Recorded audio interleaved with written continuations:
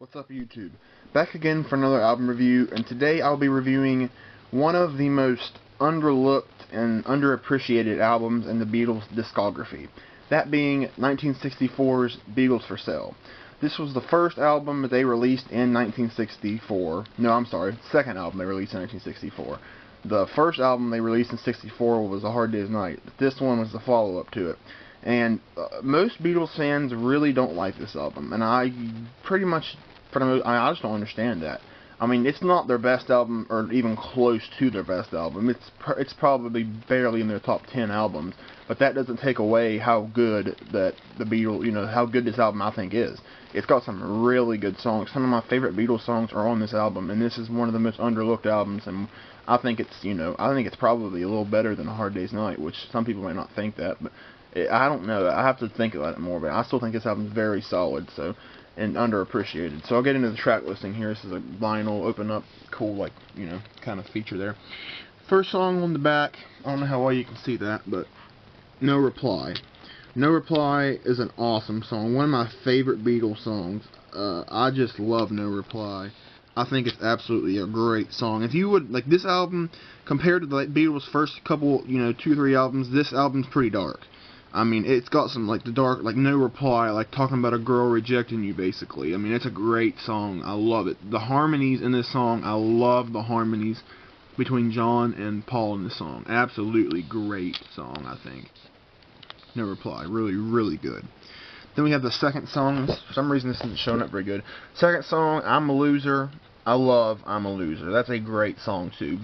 Again, another kind of darker song, talking about, not getting the girl you dreamed, basically, and I'm a loser, and I think it's awesome. Great it's got some, bluesier kind of roots in it, and it's a really good song, too. I love I'm a Loser. It might be my favorite on the album. Then we have Babies in Black. This is a very solid song. Not a great song, but it's still very good, I think. It's catchy, and it's, again, kind of another darker kind of song. I mean, I think it's really good, though, Babies in Black. Not one of my favorites necessarily, but still a very solid song. Then we have Rock and Roll Music. This is a Chuck Berry cover, and this is, obviously, the song Rock and Roll Music is really good, and this is a very good version, so very good song, I think. Catchy rocker, especially for 1964, so good song. Then we have I'll Follow the Sun, and this is probably one of the best Beatles songs ever. I'll Follow the Sun is a masterpiece. I don't even think it's 2 minutes long of a song. It's about right around 2 minutes or a little under. But this song's got some amazing lyrics. Just Paul McCartney sounds great on this song. This is absolutely a killer song. Beautiful song. It's just great. I cannot recommend it enough. I'll Follow the Sun's a gorgeous masterpiece. Then we have Mr. Moonlight, sung by John Lennon, and this is a cover, I believe, and this is, a lot of Beatles fans think this is the worst Beatles song, and Revolution 9 holds that distinction by far for me, because I don't even consider Revolution 9 even a song, really. So Mr. Moonlight's that's not a bad song, but it's not a very good song. But I do like John Lennon's vocals in this song very well. So Mr. Moonlight's probably my least favorite on the album, but it's not bad, I don't think. So then we have Kansas City. It's the cover, really catchy song. Not one of my favorites, really, but it's still a very catchy song. So Kansas City's, pretty good. It's not a great song, but it's pretty good. Then we have Side 2. Kicking off with, let me see here, 8 Days a Week, the biggest song on the album by far. 8 Days a Week, great song. One of the Beatles' best early songs. Really catchy, great lyrics, just a great song. I love 8 Days a Week. One of my absolute favorite Beatles songs, especially early Beatles, so great song. Then we have Words of Love. This is a cover, and I think this song's good. It's not really a standout song, it's great or anything, but Words of Love is pretty good. There's nothing I can complain about it. It's pretty good. Then we have Honey Don't. This is a Ringo sung song, and it's a cover as well. And it's not, Honey Don't's okay. Honey Don't or Mr. Moonlight's my two least favorite on the albums, but they're not bad songs, but not real impressed with them either, so it's okay.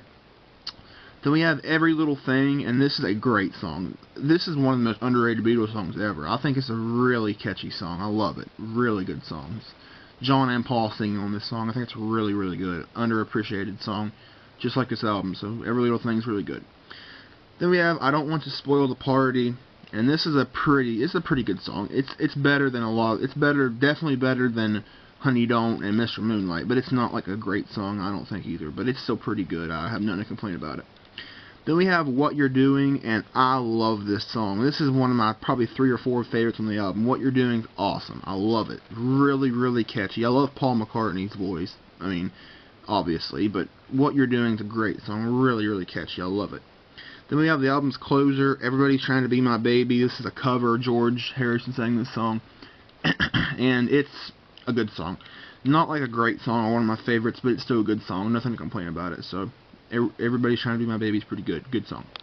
So yeah, that is all the songs on Beatles for Sale, and I think this is an underappreciated Beatles album. I don't get why people dislike this album so much. It's not their best album, or even close to it, but it's a very solid album that I would consider probably one of their best early albums. I haven't really thought about it too hard, but I would consider it probably up there. So Beatles for Sale is a very solid album, good album. So as far as my rating goes for it, I'd probably give it about, based on a Beatles scale, I'd probably give it about an 8 or so out of 10. So it's a very good album, I think. So that was my review of the Beatles for Sale album. Came out in 1964. Thank you all for watching, and more videos will be in the future. Thanks for watching.